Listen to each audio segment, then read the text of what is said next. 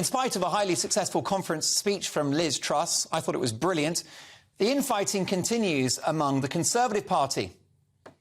A former minister who backed Rishi Sunak in the leadership contest told the Independent newspaper today that if Truss introduces public spending cuts, she'll have, quote, won the leadership on a false prospectus.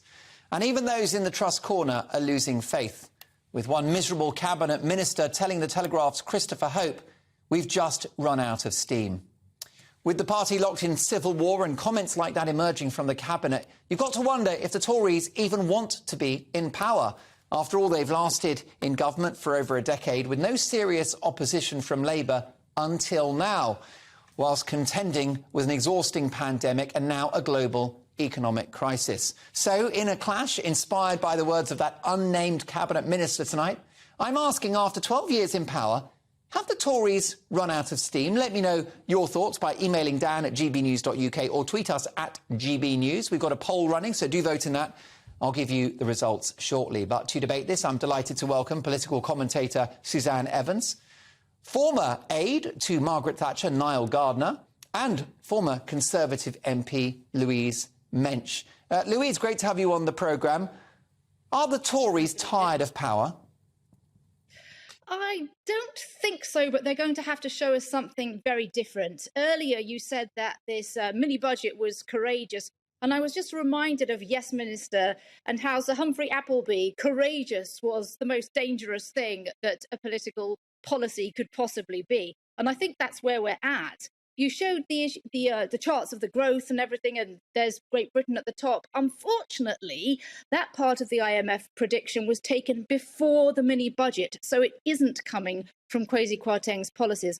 Now, what they did say is that next year we might do a little bit better than the 0.3% growth that they've otherwise predicted. But, swings and roundabouts, they warned of inflation. So what most people are asking, if Liz is the battle axe that Christine Hamilton suggests that she is, and we all hope that she is, she needs to swing it and she needs to metaphorically take off the head of the Chancellor and replace him with somebody sensible like Jacob Rees-Mogg. Today we had another intervention from the Bank of England, and what voters are looking for from the Tories is sensible policies. They're not looking for mad socialist policies where the IMF stepped in. We're used to the IMF stepping in for the Labour Party. For those of us of a certain age who can remember that sort of thing. It doesn't look calm, it doesn't look collected, it looks chaotic. Liz got a great cabinet, and then she didn't even talk to them about this budget. If she's really going to lead, she needs to take the truly big decision and replace Kwasi with somebody else who'd be very good, who's a businessman who knows the markets. I mean, obviously, Jacob is a friend of mine. I think he would be brilliant, but she's got other choices. And I think she also needs to sack Suella Braverman, who is chuntering as Home Secretary, which is a job I think she's over-promoted for. She could get rid of her. Put a Rishi Sunak loyalist in that key great office of state and begin to build bridges so that you've got a working team and less backbiting. You're right to mention that the IMF have countered the good news about growth next year as a result of the mini-budget with inflation, but inflation is better than a recession. And you, Louise, a former very high-profile Conservative MP, arguing there against low tax, a small state, or a tough line on immigration, which is what Suella Braverman wants to achieve. When did the Conservatives stop being conservative? Well, you see, I think I am actually carrying the true Thatcherite banner. Before Margaret Thatcher went for growth, what was the number one thing she did before she did anything else? She got a grip on inflation. That was the absolute first thing that she did. With runaway inflation, you cannot have a sound and stable economy.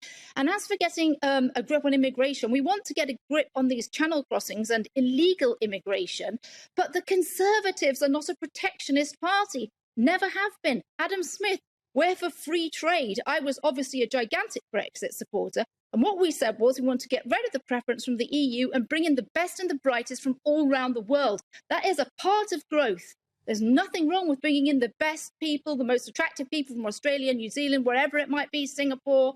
We don't give priority to the EU anymore, and we don't have open borders. That doesn't mean that we don't want those doctors, those nurses, those engineers, those computer programmers. We absolutely do want them. And if Suella has got a problem with that, then frankly, again, she should go, and we should bring in somebody from Rishi's team so that we're all working together and singing from the same hymn sheet. Niall Gardner, I'm a big fan of, but she's in New York now, and I think she's gone a bit woke.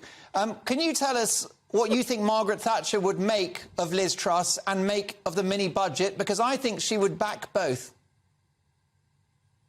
Thanks very much for having me on the show today, and it's great to also be on the show together with Suzanne and Louise as well. I have to disagree with Louise, I think, on several of her points. In my view, I do think that Lady Thatcher would be broadly supportive of the overall approach being taken by Liz Truss. She would have supported, I think, the tax cuts being put in place. She would have opposed the planned rise in corporation tax.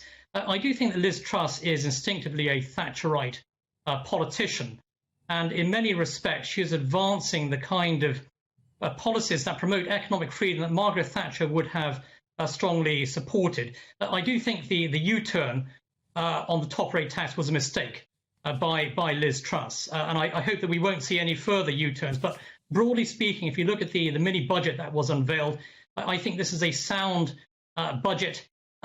You have here in the United States some Reagan economists who have supported it significantly. I do think that the Conservative Party has to go for a pro-growth, low-tax set of policies here to kickstart the British economy, and do exactly the opposite, of course, of what Joe Biden's doing here in the United States. Biden's spending trillions of dollars. He is really wrecking the US economy, which is heading for a recession next year. And I do think that Liz Truss is going about things in a very different way, advancing economic freedom, which at the end of the day really is the recipe, I think, for long-term economic success. So I do think Truss deserves a lot of credit for her overall approach. This is the right way to do things. Let's cut taxes. Let's make Britain more competitive, and certainly let's encourage more foreign direct investment into the United Kingdom at this time. Niall Gardner, briefly, if you can, in terms of whether the government have run out of steam, it was very clear that Gordon Brown's Labour administration ran out of steam, as did John Major's. So do you think this is a government showing signs of mettle fatigue, that the hunger for power, the appetite to rule is gone? Perhaps the Tories could benefit from a decade in the wilderness? I don't think actually Britain would benefit at all from a decade in the wilderness, because I think you'd have a decade of socialist misrule, and Britain would be on its knees, probably begging the IMF for a loan, actually, under a Labour government. So I think that's the last thing we want. I do think with Liz Truss that we have regeneration in Britain. You have a Prime Minister who is adopting real conservative policies here, after a decade of conservative rule where successive conservative prime ministers have not exactly implemented conservative economic policies. So I think this is the right approach. The government has not run out of steam.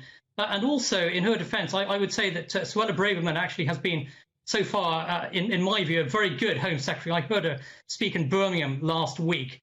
She's very sound.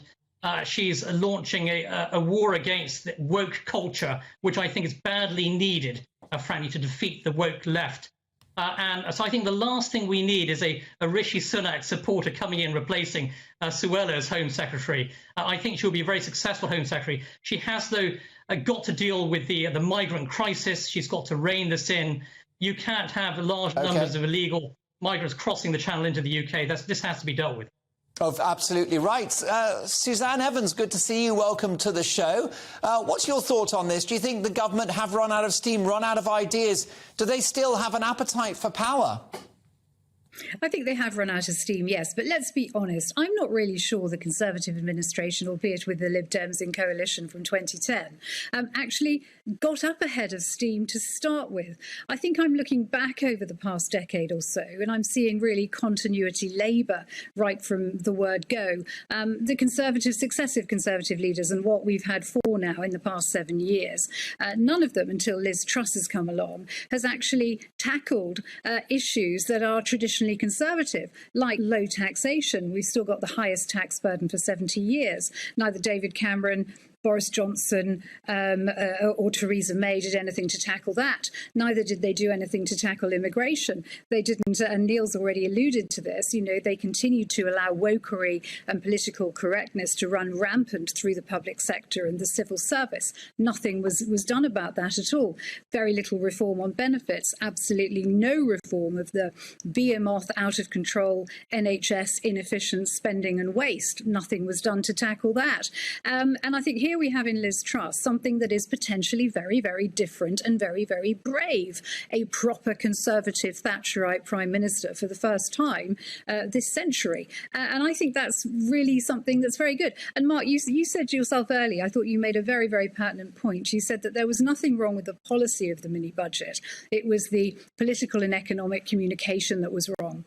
And I totally agree with that. And I think it's really quite unfortunate that the mini budget was so dramatic so early on in Liz Truss's reign, as it were. She obviously wanted to try and make an impression, and I don't blame her for that. But perhaps she would have benefited from playing her cards a little bit closer to her chest and taking things a little bit more slowly. We knew from her leadership campaign that she was all about free markets, low taxation, personal freedom. And it was great to hear that reiterated again in her speech of conference.